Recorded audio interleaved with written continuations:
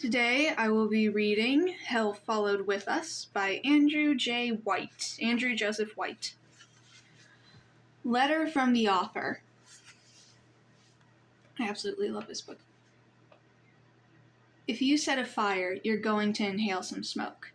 I'm all for setting fires and burning whatever will catch flame, but I encourage you to be careful when you pour the kerosene.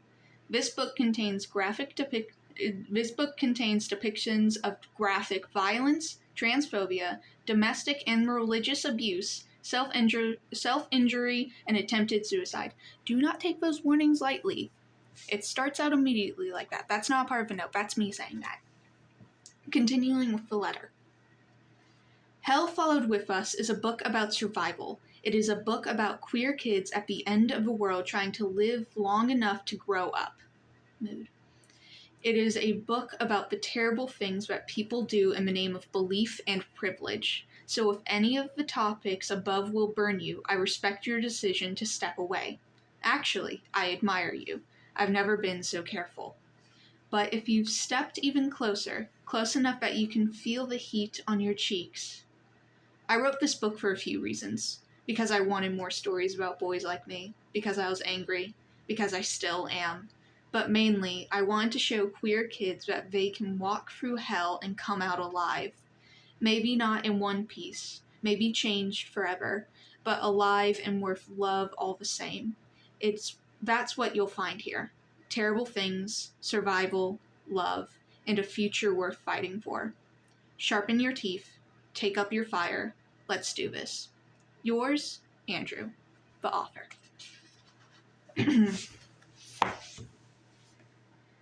Thus the Lord spoke to us, for again we have failed him. Again he regrets his creations. So again the earth must flood, and we have done his holy work. Amen. High Reverend Father Ian Clevenger, before the release of the flood virus on Times Square.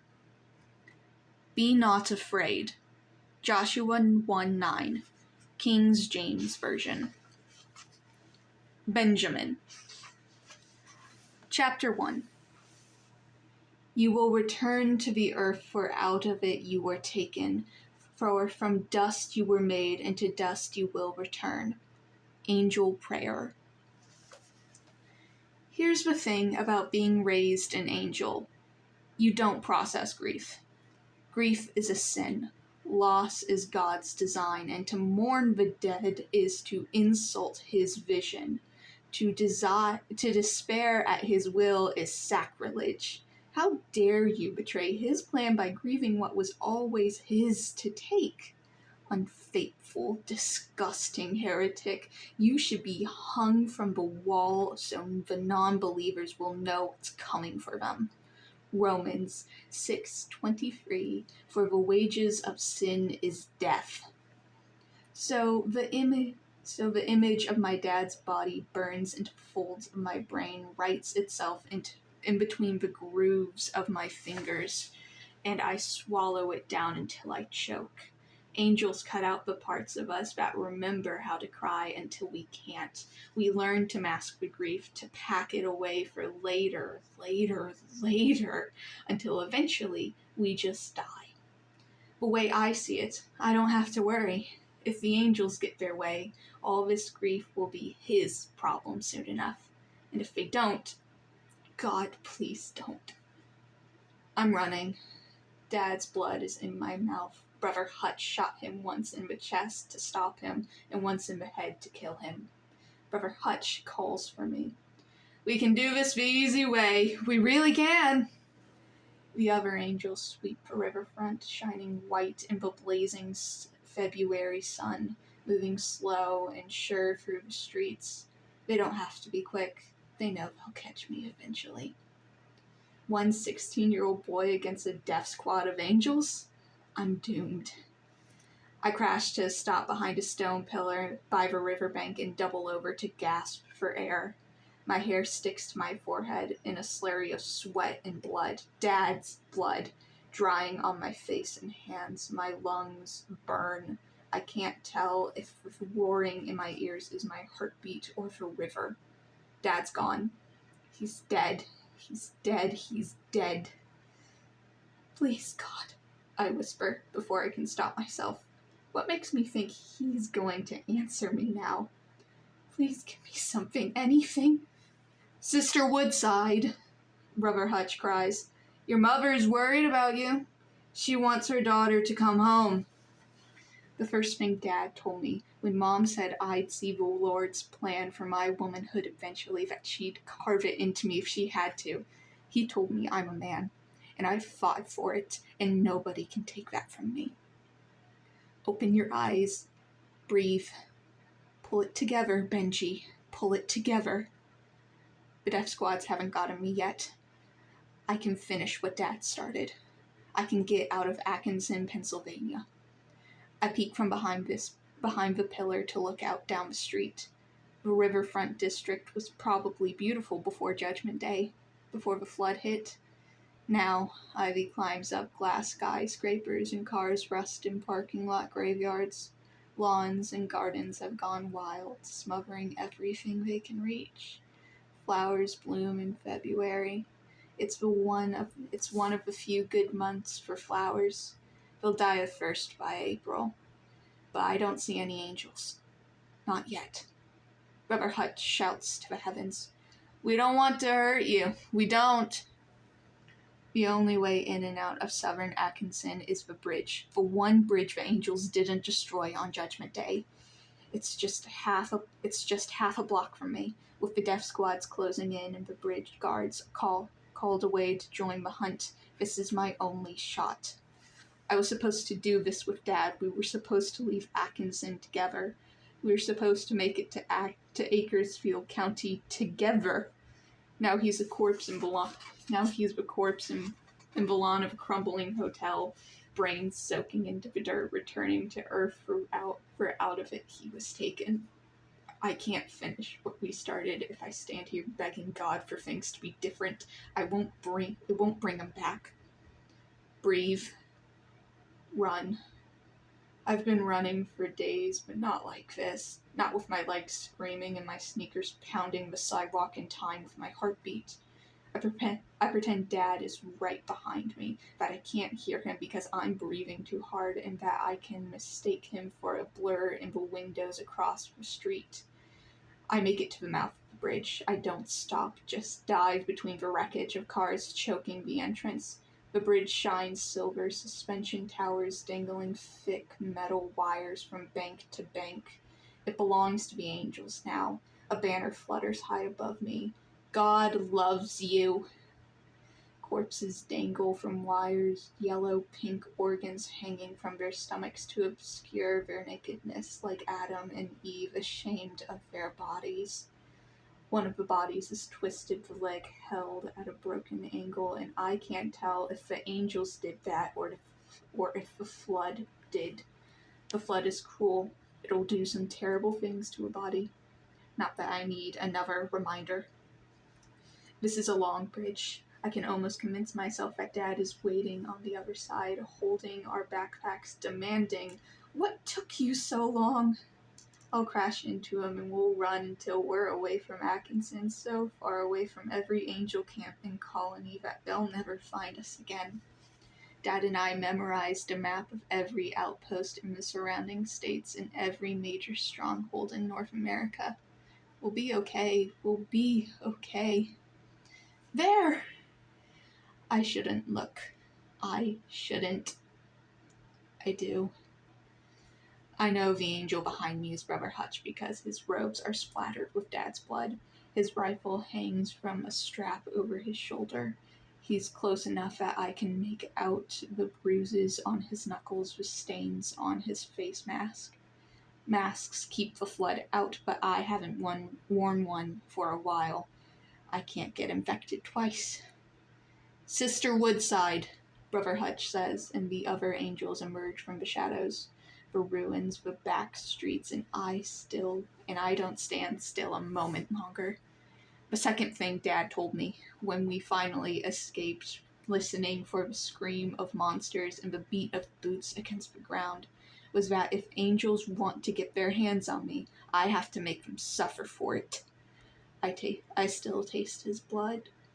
I vault the Jersey barriers at the Angel checkpoint and hit the ground hard on the other side. There are lawn chairs back here, a Bible, and a few bottles of water. The road is full of broken glass. The bodies sway. Run. I dreamed about what it would be like on the other side of the bridge. Dad and I could head north and find a place to make it through the summer. Sure, there would be angels, because there would always be angels until the last non-believer was dead, but we would have all the earth to avoid them. Maybe we would meet someone, a handsome non-believer who would fall for me when I soaked his hands in warm water and bandaged his wounds. He would be sweet and a little brash and queer as hell, and he wouldn't mess up my pronouns when he saw my chest for the first time. Sometimes he was blonde, like my fiancé. Most of the time he wasn't. Stop. Don't think about him. Don't think about Theo. None of it matters anyway, because none of it will ever matter. The flood will break me like it breaks everything else, and I need to keep the monster away from the angels.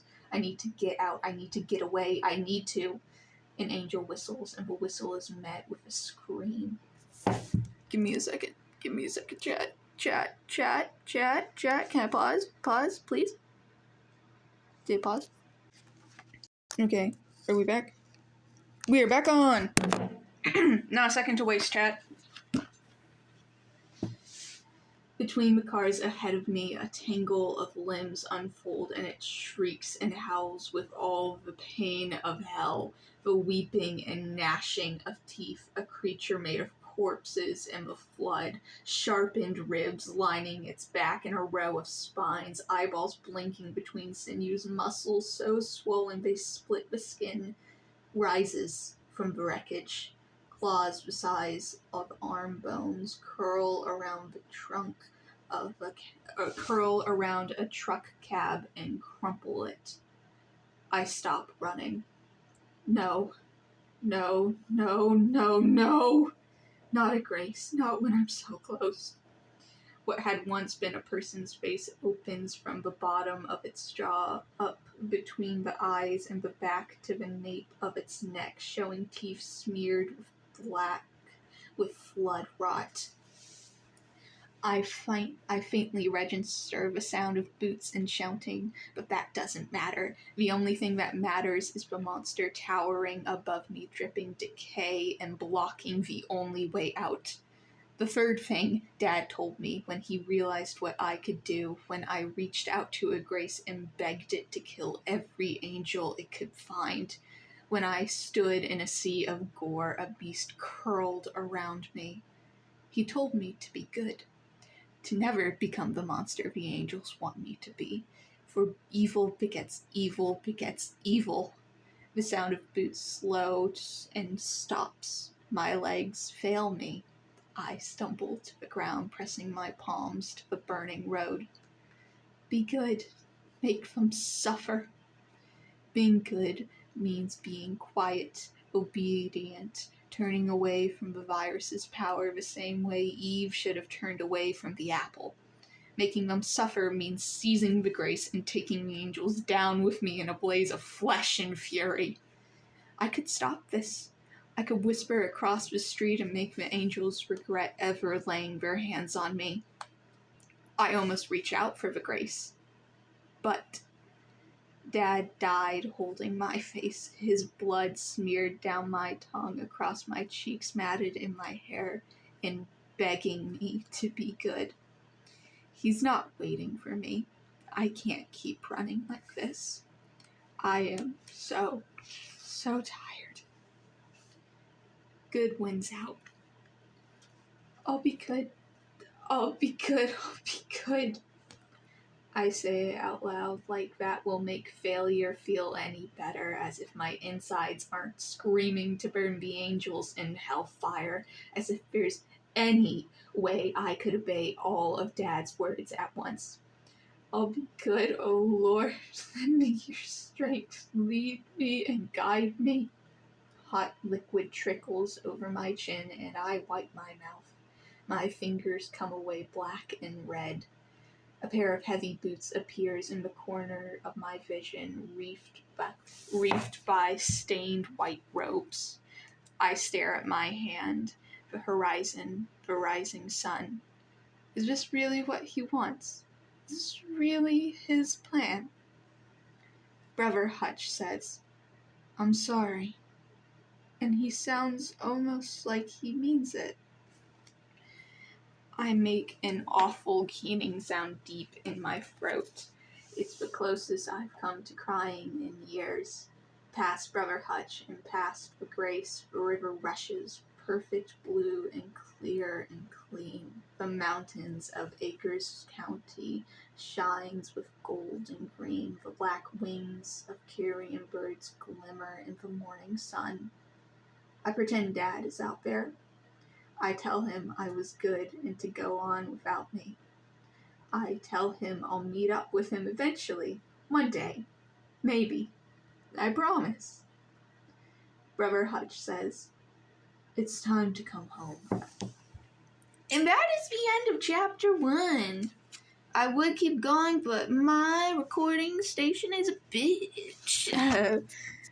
I will do chapter 2 tomorrow. Bye-bye.